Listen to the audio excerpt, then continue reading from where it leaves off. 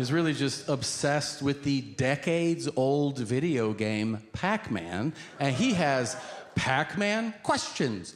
Morning, noon, and night. He stood an inch from my face. He just goes, "Hey, Tom." I was like, holy shit. What?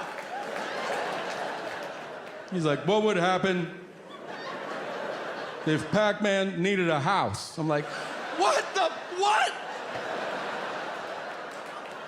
He thinks I didn't understand the question. He slows it down for me. He goes, "What would happen if I go, he'd call a realtor. I'm having a heart attack, all right? Pac-Man would get a loan and buy a house.